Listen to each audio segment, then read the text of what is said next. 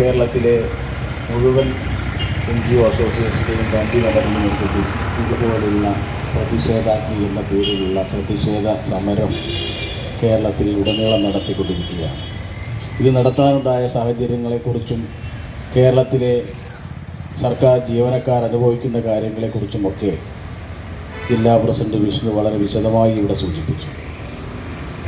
പങ്കാളിത്ത പെൻഷനെക്കുറിച്ചും മെഡിസെപ്പിനുണ്ടായ പ്രയാസങ്ങളെക്കുറിച്ചും ശമ്പള പരിഷ്കരണത്തെക്കുറിച്ചുമൊക്കെ ഈ സർക്കാർ വന്നതിന് ശേഷം സർക്കാർ ജീവനക്കാർക്കുണ്ടായ അനുഭവമാണ് വളരെ വിശദമായി വിഷ്ണു ഇവിടെ പ്രതിപാദിച്ചത്. ഞാൻ ആ കാര്യങ്ങളിലേക്കൊന്നും കടക്കുന്നില്ല. നമുക്കറിയാം, ഇന്ന് സർക്കാർ ജീവനക്കാർ മാത്രമല്ല, ഈ നാട്ടിലെ മുഴുവൻ വിഭാഗങ്ങളിൽപ്പെട്ട ആളുകളെയും ദുരിതത്തിലാക്കിക്കൊണ്ടാണ് ഈ പിണറായി വിജയൻ്റെ നേതൃത്വത്തിലുള്ള ഈ ഗവൺമെൻറ് ഇന്ന് മുന്നോട്ട് പോയിക്കൊണ്ടിരിക്കുന്നത്. നമുക്കറിയാം, അതിൻ്റെ ഒരു പ്രതിഫലനമാണ് കഴിഞ്ഞ പാർലമെൻറ്റ് തിരഞ്ഞെടുപ്പിൽ 118 സീറ്റിലധികം അസംബ്ലി നിയോജകമണ്ഡലത്തിൽ UDFനുണ്ടായ മുന്നേറ്റം. ഈ നാട്ടിലെ ജനങ്ങളുടെ പ്രതിഷേധമാണ്. അത് ഈ സർക്കാർ കാണാതിരിക്കാൻ അല്ലെങ്കിൽ കണ്ടില്ല എന്ന് നടിക്കാൻ അവർക്ക് സാധിക്കില്ല എന്നാണ് എനിക്ക് പറയാനുള്ളത്. നമുക്കറിയാം, കഴിഞ്ഞ ഈ NGO അസോസിയേഷനും ഇവിടുത്തെ സെറ്റോ സംഘടനയ്ക്കൊക്കെ നമ്മുടെ KPST അടക്കമുള്ള സംഘടനകൾക്കൊക്കെ ഒരു പാരമ്പര്യമുണ്ട്. നമ്മുടെ പ്രിയങ്കരനായ നേതാവ്, ഇന്ത്യൻ നാഷണൽ കോൺഗ്രസിൻ്റെ സമാരാധനായ നേതാവ് ശ്രീ AK ആൻ്റണി മുഖ്യമന്ത്രിയായിരുന്ന കാലത്ത് ഇതുപോലുള്ള സർക്കാർ ജീവനക്കാർക്ക് ഒരു പുതിയ പരിഷ്കാരം കൊണ്ടുവന്നപ്പോൾ KPST അടക്കമുള്ള NGO അസോസിയേഷൻ അടക്കമുള്ള നേതാക്കന്മാരും അവരുടെ പ്രവർത്തകരും തെരുവിലിറങ്ങിക്കൊണ്ട് കൊടിയുടെയും ഭരണക്കാരുടെയും ഒന്നും മുഖവും നിറവും നോക്കാതെ ജീവനക്കാർക്ക് വേണ്ടി ഈ സമരരംഗത്തിറങ്ങിയ ഒരു സംഘടനയാണ് NGO അസോസിയേഷൻ എന്ന് പറയാതിരിക്കാൻ നമുക്ക് നിർവാഹമില്ല.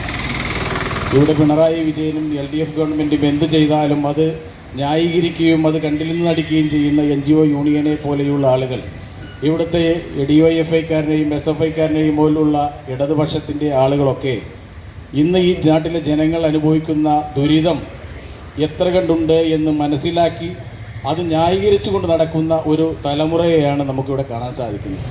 അതിനെതിരായുള്ള പ്രതിഷേധമാണ് ഇന്ന് കേരളത്തിലുടനീളം നടന്നുകൊണ്ടിരിക്കുന്നത്.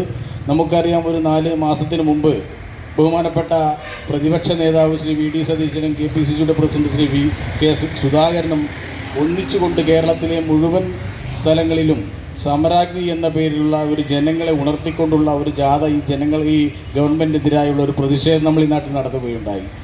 ഈ നാട്ടിലെ ജനങ്ങളുടെ പിന്തുണ നമ്മൾ ആ സമരത്തിലൂടെ നമ്മൾ കണ്ടതാണ്, ആ പ്രചരണത്തിലൂടെ നമ്മൾ കണ്ടതാണ്. ഇപ്പോൾ ഇതാ ഇന്നലെ നമ്മുടെ KPSTയുടെ നമ്മുടെ അധ്യാപക സംഘടന നടത്തിയ പ്രതിഷേധം ഈ കേരളത്തിലുടനീളം ആഞ്ഞടിച്ചപ്പോൾ അതോടൊപ്പം തന്നെ NGO അസോസിയേഷൻ്റെ നേതൃത്വത്തിലുള്ള ഇത്തരം സമരങ്ങളൊക്കെ കേരളത്തിലെ തിരുവോരങ്ങളിൽ ഇറങ്ങേണ്ട ഒരു സാഹചര്യം ഉണ്ടായി എന്ന് പറയുമ്പോൾ അതിന് ഉത്തരവാദി ഗവൺമെൻറ് മാത്രമാണ്. സർക്കാർ ഓഫീസുകളിൽ ഇരുന്നുകൊണ്ട് സാധാരണക്കാരെ ആളുകൾക്ക് അവർക്ക് വേണ്ട കാര്യങ്ങൾ ചെയ്യേണ്ട ഉദ്യോഗസ്ഥന്മാരെ ഇതുപോലെ തെരുവിൽ ഇറക്കുന്ന ഒരു സാഹചര്യം ഈ ഗവൺമെൻറ് ഉണ്ടാക്കിയെങ്കിൽ ഒരു സംശയവും വേണ്ട, ഈ ഗവൺമെൻറ്റിൻ്റെ ആളുകൾ എണ്ണപ്പെട്ടു എന്നാണ് എനിക്ക് പറയാനുള്ളത്.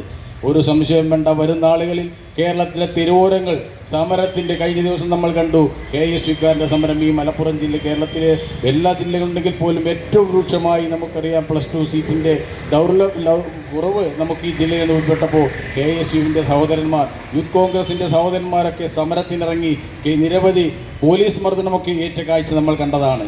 അതുപോലുള്ള വിദ്യാർത്ഥികൾക്ക്, യുവജനങ്ങൾക്ക്, തൊഴിലാളികൾക്ക്, കർഷക തൊഴിലാളികൾക്ക്, ഏത് വിഭാഗത്തിൽപ്പെട്ട ആളുകളാണെങ്കിലും അവർക്കൊന്നും ഇന്ന് കേരളത്തിൽ ജീവിക്കാൻ പറ്റാത്ത ഒരവസ്ഥയിലേക്ക് ഇന്ന് നമ്മുടെ നാട് എത്തിയിരിക്കുകയാണ്. നമുക്കറിയാം, ഇവിടുത്തെ വ്യാപാരികളുടെ അവസ്ഥ, വ്യവസായിയുടെ അവസ്ഥ, ഈ നാട്ടിലെ ഏത് വിഭാഗത്തിൽപ്പെട്ട ആളുകളാണെങ്കിലും ദുരിതക്കടലിലേക്ക് താഴ്ന്നു പോകുന്ന ഒരു കാഴ്ച നമുക്ക് ഈ ഗവൺമെൻറ് ഭരിക്കുമ്പോൾ നമുക്ക് കാണാൻ സാധിക്കും. അതിനെതിരായി ജനമനസാക്ഷിയെ ഉണർത്തുന്നതിന് വേണ്ടിയാണ് എൻ്റെ പ്രിയപ്പെട്ട സഹോദരന്മാർ നടത്തുന്ന ഈ പ്രതിഷേധാഗ്നി എന്ന് പറയാതിരിക്കാൻ നിർവാഹമില്ല.